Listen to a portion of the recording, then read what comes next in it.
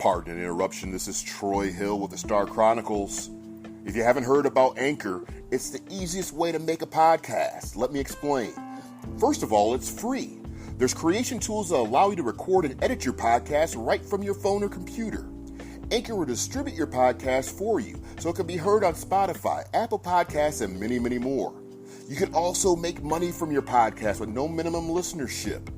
It's everything you need to make a podcast in one place.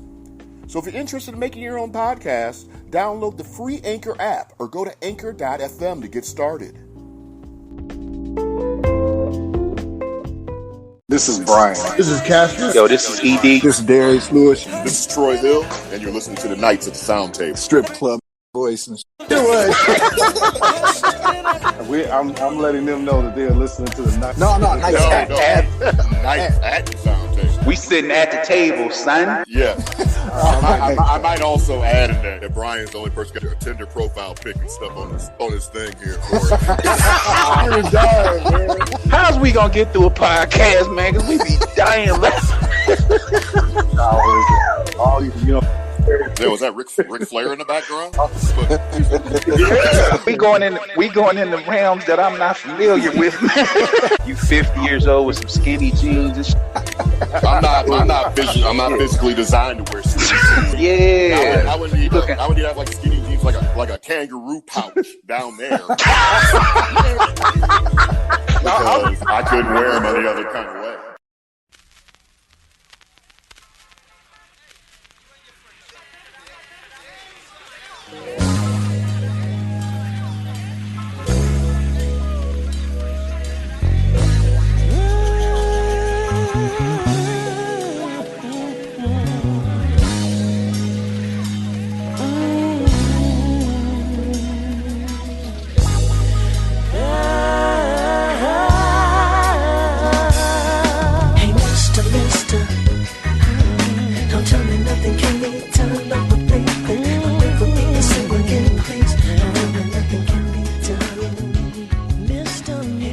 Welcome back, ladies and gentlemen, boys and girls. This is the Knights at the Sound Table. I'm your host, Troy Hill. How you doing? How you feel? I'd like to thank each and every one of you for joining us for this special podcast. We also have Darius and Ed. And Ed has a special guest he'd like to introduce. Absolutely. Hey guys, thanks for tuning in to our show. You know, I have the privilege of having one of my great friends, childhood friends, one of the greatest producers from the Rockford area, 815, Chuckey, the one and only Chuckey Charles, aka C Smooth. Currently down here in Atlanta doing his thing, and I'm just glad to have him on the show. And hopefully it can drop some jewels on us about this music game. Much appreciated, Ed. Much appreciated, man. Thanks for having me on this, Troy and Darius. Appreciate you, brothers, man. You. Well, we definitely appreciate you for your time. Appreciate you, Sean. Why don't you go ahead and tell us a little bit about yourself? All right, as Ed said, Chuckey Charles, from Rockford, Illinois. Actually born in Chicago, but I was raised in Rockford, Illinois. 815, as Ed said. Been down in Georgia since '94. Of course, my history of Rockford and the music game of course in that area was very much involved with a lot of the heavy hitters back there during that time of Jimmy Wright, of course, Ann Nesby, and we all grew up in the same church environment, played in church, and of course, I like to always say that area is like the music industry's best kept secret, because when you look at the people, the producers, the artists that's come out of that area, it's incredible. I mean, not only sport heads, but the cat Bob Johnson from Freeport that got BET's going. Yeah, I'm sure you guys are familiar with that, of course. So it's a lot of people from that area. And of course, Tenitra Williams, or Michelle Williams, as the world knows her by, and the list goes on to people within the film industry. I went to a school called Wilson, which had a program called Kappa, which was creative and performing arts. And then just give you a little background of the things and people that's within that Rockford area that's just gone on and done great things. But a lot of those students from the Kappa program have gone on and become successful directors that have directed movies, HBO, and etc. But just to give you a little background of Rockford, Illinois, because I'm always going to big up our city, very talented people that's come from that area. And I mean, Ed himself, of course, he's performed on stage with us when we opened up for R. Kelly and, different people that had come into the Rockford area, so it was, needless to say, I've known Ed for quite some time, and always a pleasure being in his company and have him come in the lab and work. Well, definitely great for you to be on the show, and we'd certainly appreciate it. Let's go ahead and kick it over to Darius. What is your question? Hey, Chuck, once again, we just thank you for being on with us here today. And my first question to you is, when you first got to Atlanta, who were some of the first artists you worked with? The first artist? Yeah, like I think some of them. Well, one that just comes to mind is Usher. Usher was about 15, 16 years old. We were doing a lot of writing. I met Usher through two producers that to this day are great friends of mine that talk to one of them on a regular. That's Teddy Bishop. They did Usher's first single, a song called Call Me a Mac. And actually, once we got together and formed a relationship, of course, I was able to, get acquainted with Usher and a guy by the name of Jonte Austin, which has done an incredible work, as a writer, writing songs for Tyrese. I think one of Tyrese's biggest hits is, I forgot the name of it, but at the time, Jonte was about 14 years old and wrote incredible hit record for Tyrese. Of course, working with different production companies along the way as I start to build a name up for myself down here in the area. I'd start working with Tamar Braxton, a Soleil project that I was part of.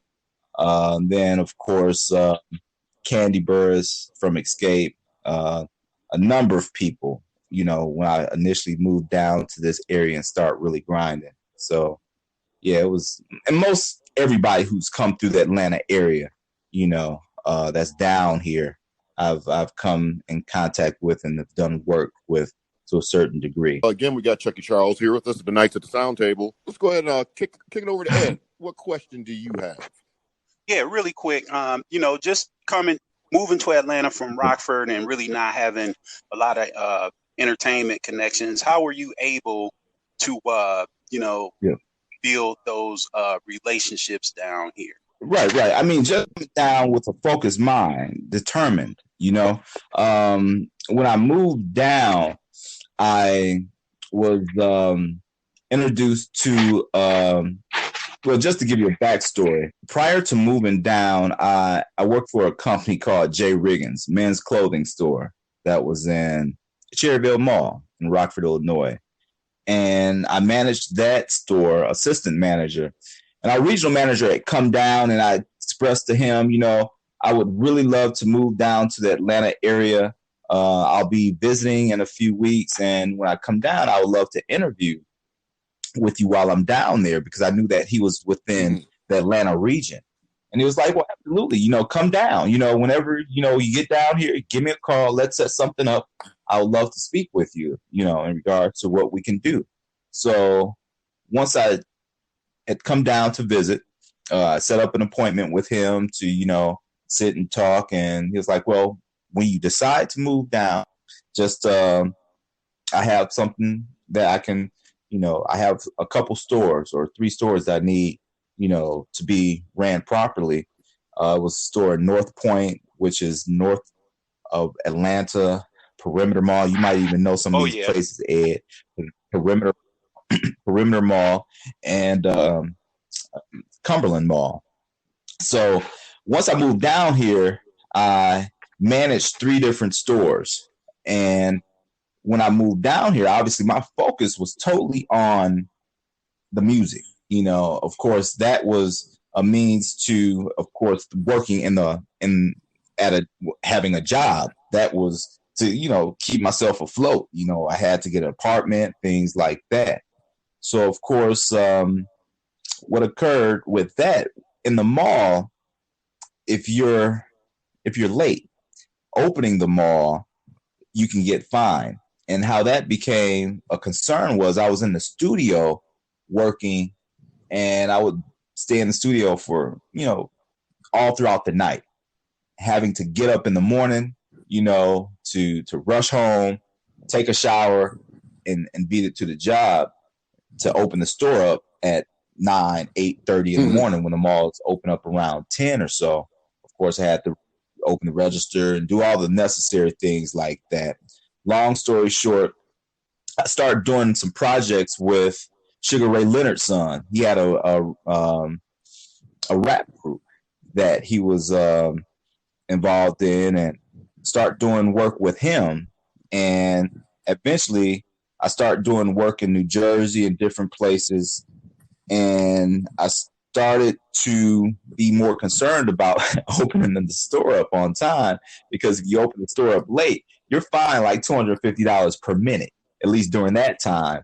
Anytime the store isn't closed or isn't open, or those gates aren't up when the mall is operating for business, you know, that's a big fine for that specific store. And of course, I never wanted to risk that. And I just resigned. I was like, okay, well, I'm getting my feet, you know, getting some momentum here, you know, working different areas, going into the studio. So then I would, you know, get offered, you know, monies for demo project, things of that nature. And that kind of helped me, you know, say, okay, well, let me get into this thing more serious. So let me cut back on all of that with, you know, working in the mall, you know, and just focus on this music grind. So once I got committed to it, that's when things start really, you know, popping for me. And while I was in the studio with Ray Leonard Jr. working on his project, I was going through some songs that were in my library of songs, and it was an artist by the name of Trey Lorenz that was signed to a company called, Sony Music. At the time, Tommy Mottola was running the company, a former husband of Mariah Carey's. Trey Lorenz and Mariah Carey were best friends. You guys might remember, I guess, Trey Lorenz on that song that Mariah Carey did of Michael Jackson, "I'll Be There." Trey Lorenz is the guy who did the duet with her, and he's gone on to do some other records. He's the voice on the song The Groove Theory. I don't know if you guys remember that song, that "Tell Me," with he's the guy who's doing all the singing stats. So, you know, Trey was like that go-to guy, you know, when it came to, you know, doing some backgrounds and just being a guest feature on a record, things like that. So he was getting some momentum after he did the "I'll Be There" record with Mariah. So they were working on his project. And as I was playing some songs for Ray Leonard Jr., like I said, Trey happened to hear some pieces that I had done while I was actually living in Rockford. And because at that time, I think I was in Atlanta for probably about 4 months at that time. And of course, he heard some records and he wanted to get into the studio and do a song that he had heard that he was interested in. And that's the thing about it. Being in the studio down here, at least that's how it used to be. If you're in the studio, particularly a well-known studio, because this studio was dark, Dallas Austin's recording project, which is ran by mega producer down here, Dallas Austin, that I was trying to fast forward, from working with Ray Leonard. I eventually signed to Dallas over there, a little publishing situation. And obviously, like I was saying, and when you're in the studio with heavyweights like that, you're having all types of traffic come in, and any given day, you have obviously TLC because they were signed to Dallas somewhat as well. But they had like Boys to Men and, different people who were heavy at that time that were out here making hits. Monica, she was first getting her start and she was in there, working on her first album. So, of course, people would hear, music coming from different rooms within the studio.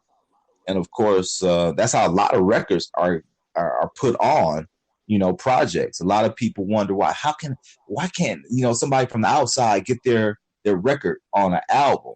I mean, because that's one of the reasons why, when you have producers in the studio, where you have all this traffic that's coming in and out, different artists working on their project, whether they're in studio A and this group over here is in studio B or C, the rooms are fairly close. That's when they hear other producers' material, and it's like one of those things. Industry people are continuing to get on industry projects because they're rubbing elbows and they're in the area and in those specific locations of where these artists are. I know that's a lot of information. I'm throwing out there as far as story or backstory. No, I think it's good because that's how explaining that you're kind of you're like in the perfect storm, the perfect situation. Oh, absolutely. And this was back in like 94, so this was during the time that Outkast and Goody Mob and, the face era was big, down here, So it was really in the midst of the perfect storm. I mean, I moved down here because, of course, at that point in time, Atlanta was becoming the Motown of the South, as it was called, so everybody was trying to get down here. And being that I was able to really get involved and get into this location and start working with these cats, was really, a blessing. A good friend of mine by the name of Rico Lumpkins from Rockford as well, incredible engineer. He actually had he was already working over at Dark as an engineer, and he had got his foot in the door, had start, doing work with Bobby Brown and the Bieber Around Posse. I'm not sure if you guys remember that group that Bobby Brown had, but he had a recording studio called Boss Town, which is now Stankonia, which is ran by Outkast. Once Bobby Brown moved out of the building, or once I'll just say that once he moved out of the building. Once he moved out of the building, Outkast, they and there's a story to that as well. But once he moved out, Outkast, they came in and set up shop and did a lot of, obviously that's where they are currently at that location, with artists and projects that they have done, from Killer Mike, etc. But like I was saying, with that young man Rico Lumpkins, he he was already tied in with those cats from doing engineering the sessions and things like that. And of course we linked up because I've known Rico ever since I was like 12 years old, if not 11, because we were both in Kappa Creative and Performing Arts. But yeah, with that, it allowed me to kind of get in and just network with people. And that's what it's about, man. It's completely about networking and absolutely. getting in these people's faces, you know? Networking is very, very important, Yep. especially I think it's really important in any type of aspect in any type of business that you're really trying to be in, you know. So, I mean, it really, really is. But Absolutely. Let's go ahead and do this. We have Chuckey Charles with us here tonight at the Sound Table. We're going to go ahead and take a quick break and hear words from our sponsor, Anchor, the easiest way to make a podcast. We'll be right back here in a few moments tonight at the Sound Table. Nightmares of love gone wrong. Got me writing this song. Played it out back in my mind and heart you used to belong. Rewind it back, thought it was nice when two became one. Bet you never thought so late would turn and leave you with none. Would've thought I gave you life, had me bent like a comma. Love turned to hate, fulfilling my life with bullshit and drama. Play games, told me lies, steady pulling these strings. Then put me up in fly ass cribs and had me flossing the bank while you was running wild. Had me busy shopping and shit. Hitting the clubs with my girls, but no stopping a bitch. Throwing bills like I'm Nikki, I was spending it fast. Yeah, money nice, but sure as hell don't make relationships last. Gave my all, did it all, tried to make sure it worked. While you ran the streets and even had me doing your dirt. Dumb tricks and dumb skits, I was pulling for you. A dumb bitch and dumb shit I went through for the love of you. I didn't wanna be dumb, but never thought I would throw you away. Don't lonely, lonely is what I did for the love of you, babe. I didn't wanna be dumb, babe. Never thought I would throw you away.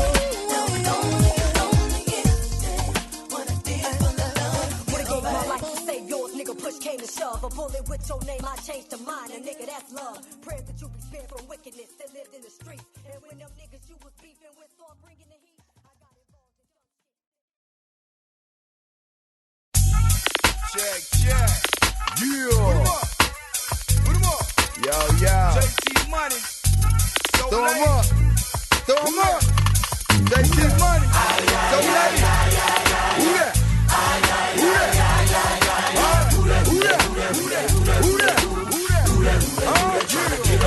Yo, who that all brand nigga tryna hang with the click? Flooding like you came with the click, or would you bang with the click if it was thick?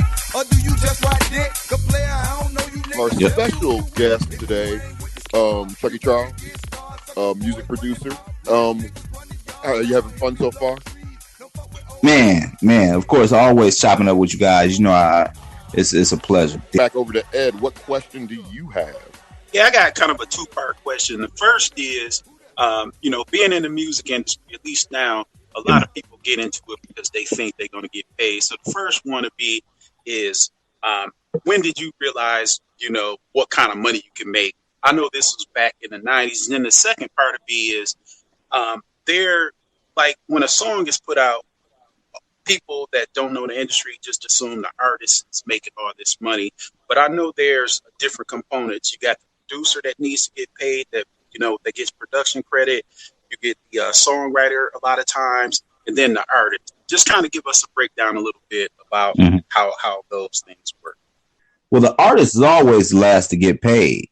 When it comes to chopping it up or chopping that pie up, obviously they get performance royalties, when they're out doing shows and things like that, performance pay. But, when you're out here selling records, the writers, are getting the lion's share of those records. I mean, because it all boils down to the publishing, whether it's a 50-50 split, whether it's, 60-40. It all depends on how it's broken up. Now, if it's a major record, that does well, it's like all the guys that I that wrote on on Usher's song are guys that I've have done songs with, have written with, at some point, whether it was Sean Garrett or J.Q. Smith, of course, Lil Jon had a lion's share of the song in many ways because he produced it, and of course he did some writing on it and lyrical aspect to some degree as well, I believe. But overall, it was a lot of people on that record. The great thing about that record is it allowed the writers on that record to go out and write for other artists. When a song get that big, like Yeah did, people want to capture, they want to be attached to greatness. They want to be attached to hit makers. They want to be attached to the end thing. So they grabbed up a lot of those writers, and my man Sean Garrett, that's part of that album, that record. He went on to, Billboard named him one of the top 5 writers in the last 100 years or something like that. Yeah. Because he broke out and did all types of records. You can Google the guy, Sean Garrett, and he's, his resume, his discography is incredible. Just the work that he's done and the records and the hits that he's done, and just to, realize, because him and this guy, Jonte Austin, I spoke of Jonte earlier. I believe it was Jonte. Was it Jonte? Yeah, Jonte and Sean Garrett. They had, like Teddy Riley and who was that, Babyface? They had on IG. They had producers battle, like whatever. And so I believe it was Sean Garrett, and it was no, my bad. It was Sean Garrett and Terry, The Dream, that had a little writers competition, and the hits that Sean had was amazing. But I said that to say, when you are part of a huge record like that, that is what really gets your stock moving, because people start coming at you. And that's what happened to a lot of those cats that were part of that album. So, like I said, the artist is typically always usually the last person who benefit off of a record, unless they've had some exclusive writing in it as well. Like Beyonce, she's been part of records. She might not even have anything to do with the writing, but being that she's Beyonce, if you want to be on her album, she's going to get a piece of that record, that's just, it's like if she say, okay, well, I like your record, and she wants to get in and do it, and she's like, but I'm going to have to get 40% of that record, I mean, are you not going to give up your joint or not be on the album at all, So, her album is going to sell, so 10% or 2% of nothing, exactly. I mean, of something that big is better than nothing, so you have to go in it with, and my logic in it, you're going to go into this thing, getting, you have to know, it's like, okay, well, I know I'm going to have to, how less greased up. I'll say that, I'm gonna have to be, because you, it's no way around it. I mean, it's, some people have gone in with it's a learning process, but you gonna get got in some way. But you have to say, go into it thinking, okay, how less am I gonna, go into it with getting, in a position where it's like, you got to go in, build that brand for yourself, or build that momentum, and then that's when you can start calling the shots, and the way you want. But getting in, you have to take some L's, Not always. I know it's going to be people out there say, no, you don't have to go that route. You don't have to do that, but it's a learning experience. When you're getting in, you're always, I mean, all of us can think, of situations that, it's like, wow, if I could do that again, I'll do it different, or I'll do it better, or if I could have that opportunity to do it again, I'll do it this way.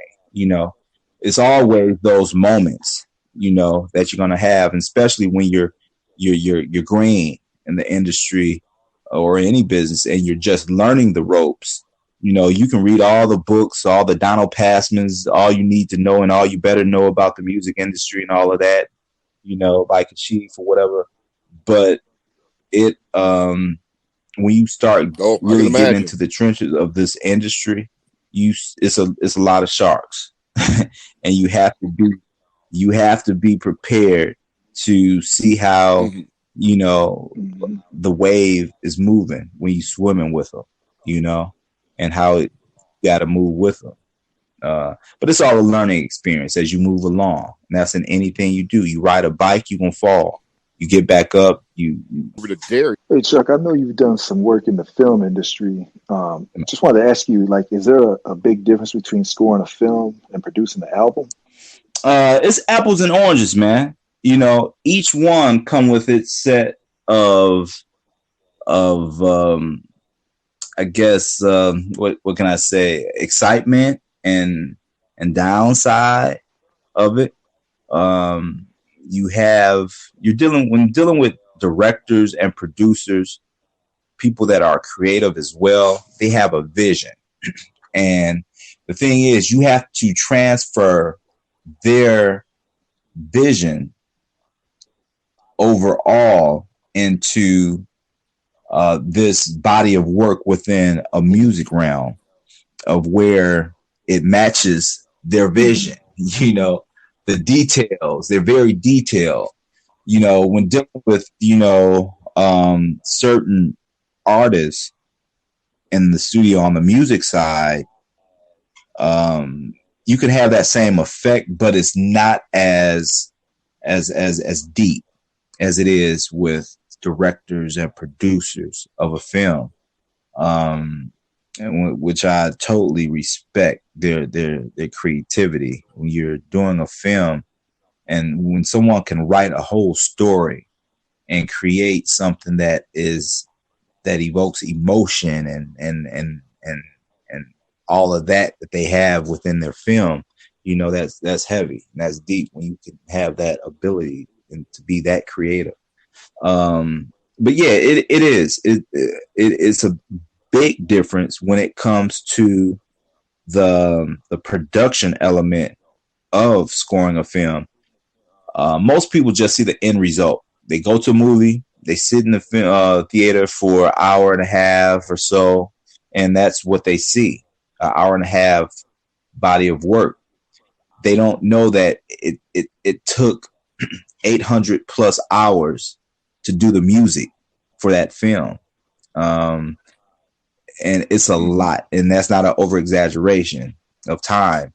Typical film of an hour and 30 in length, you're going to spend, 700 plus hours crafting music for that film. Because every scene have its own detail. When you think about it, you have 150, 160 scenes within a film of that length.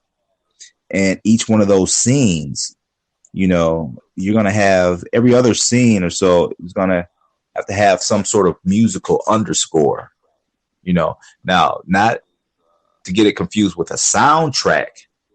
A soundtrack is slightly different than the score of the film. The soundtrack is a selection of music that artists might do, and these are some of the songs that's within the movie. Yeah, you might have some of those songs, like for instance, like the Boomerang soundtrack, which is an incredible soundtrack.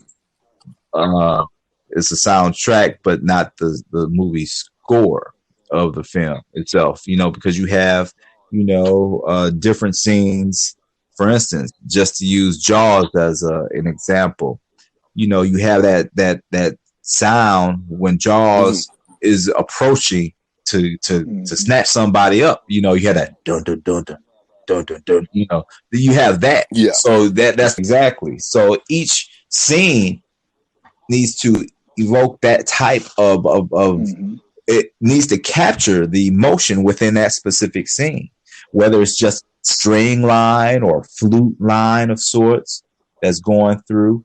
But it's a process, you know, it's a process. I know I've made that transition from the music game into the film game, and I've done about 7 films, a couple for like Lionsgate, and, you know, some independents here and there.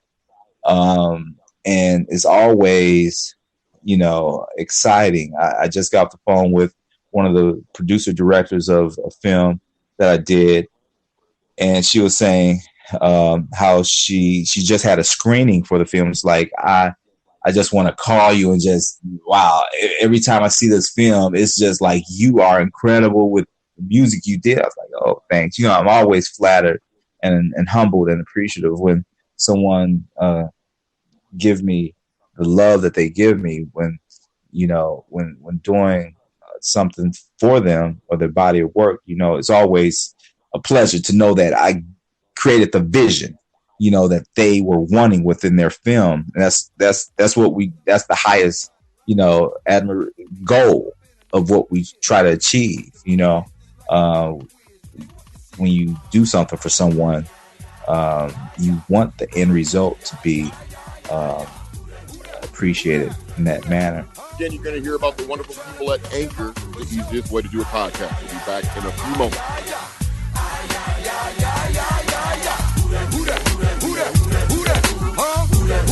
Trying to get up in my crew, we off the chain, nigga. We run a gang, nigga. You wanna bang, nigga? It ain't no thing, nigga. We off the chain, nigga. We run a gang, nigga. You wanna bang, nigga? It ain't no thing, nigga. Aight.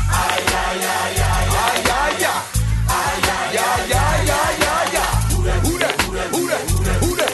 Huh? Who that? Trying to get in my the show. Who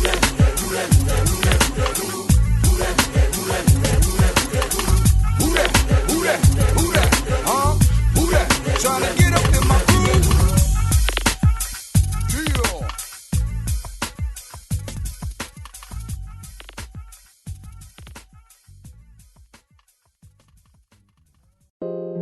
Hit him twice. Me and you. Come on.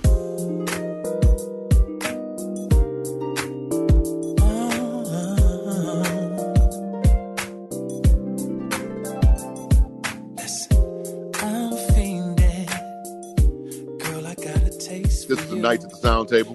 Got a great show producer and Chuckey Charles with us this evening. We've lost 3 musical greats, Little Richard, Andre Harrell, and Betty Wright. But you have an interesting perspective on Miss Wright. I would love for you to be able to share it with the listeners. Absolutely. Not only being a lover of her music, but, you know, Betty Wright and I became, you know, good friends. Working with her in the studio, I was signed to this company called DARP, Dallas Austin Recording Projects. And at the time, we had just signed an young guy from Miami by the name of Richard Lugo. And of course, a lot of people don't know, but Betty Wright, she was the vocal coach to a number of the Hispanic artists, Enrique Iglesias, Ricky Martin, Jennifer Lopez, different people within the Miami area and the Hispanic community of artists. Richard Lugo, he was a young Hispanic guy, and he, I believe, more of a Puerto Rican descent, and he was from Miami, and just incredible singer. Dallas always go for a level of perfection, so he wanted the best, and he sought out Miss Betty Wright because she, like I said, she was the vocal coach and instructor for a lot of these artists. And when I was in the studio working with Richard, Of course, Betty, she would be in studio with me, with him, working on his songs that I had written for him at the time. And she had an incredible input in his overall project. And, during that time, we really built a friendship that she was very spiritual, very connected with her faith. And, it was always a pleasure going into those sessions and just being around her energy. She just had an aura that was amazing. Like I said, as a kid, knowing and listening to her records from when my parents were playing her records and just experiencing, being in her company and working on a creative level, it was truly amazing. And just to hear just a few hours ago that she passed away at such a young age, well into their 80s and 90s now. She had a lot of living to do and inspiring, to give to people, artists, and it's certainly a big loss with that, and that's something that is definitely hit the R&B and soul community, extremely hard. Andre Harrell, just too young. I mean, he was like, 56, 57, you said? Yeah, something like that. And young. And it's like, wow, that's something that is hitting a lot of, creatives, people in general, the Black community, with a lot of the artists that they're losing, a lot of the, not only artists, but just people in general. Of course, legends, Little Richard, they're just fading away now, so it's giving you, you're sitting back reflecting and just wondering what's really going on with this thing we call life. Of course, we're in the midst of this coronavirus, and that's something that's hitting everybody hard, no matter where you're from, what demographic of people and setting you're a part of. It's just it's an interesting time in life to be living, to experience this, and not only that, the world of politics. that's a whole nother show, and I'm sure you guys have probably had them, but that's a complete conversation within itself. That right there. So with that, go out and make sure y'all go out and vote. Go out and vote. Definitely. That's very important, extremely important. So go vote. But yeah, so with that, that's my connection with this, with the previous deaths that have occurred with Little Richard, Andre Harrell, and Betty Wright. That's one that I would say have really hit me, in a more significant way. Of course, obviously, Little Richard, me being a lover of Prince, admirer of his music, and one of the reasons I got involved in music, just being inspired by him, the influence he had with Little Richard. If there were no Little Richard, I agree, there wouldn't be a Prince. Or like a James Brown, or it's like it's amazing how you can see the characteristics, the things that Prince borrowed from each of those artists, James Brown, Little Richard, Jimi Hendrix, molded all of these musicians and artists into one person, one complete artist, and made him. And, to lose Little Richard, that's, and we know everyone has their time, Do you have any final words for the listener? Well, for myself, I mean, to the listeners, continue to stay focused and, go for your dreams. Always pursue what it is you want to achieve in life. And of course, you will definitely achieve it if you stay focused and driven Okay. You got to at say thought to the people, where you want Darius. to be. I'm just going to kind of piggyback off what Chuck said. I mean, definitely stay focused and pursue your dreams, and just appreciate people. Just really be kind to people. During these times, that's what's going on right now. I think we definitely have to reevaluate our situation and ourselves. And I know for me personally, like I'm fully focused. I'm going back after my dreams and stuff because I haven't pursued music kind of since I was down there with you, Chuck. When I was in Atlanta, we had that trip.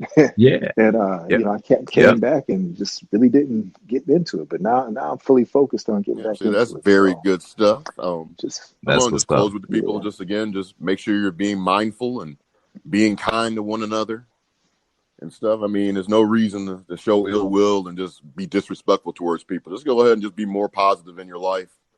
Understand that, everybody has negative thoughts that may come through their mind every once in a while. You just need to just keep on just flushing that out with more positivity, more positive affirmations about yourself, in your life, and just remember, the road to success, you're going to have some levels of failure going out through that journey. So don't ever be discouraged from the failures. The failures, designs, and build your character for that day when you do finish that, go across that finish line.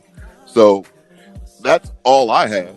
But on behalf of myself, Darius, and Chuck, we all going to bid you guys an adieu and have a wonderful evening. And thanks for supporting Night for Sound, baby. Love should last.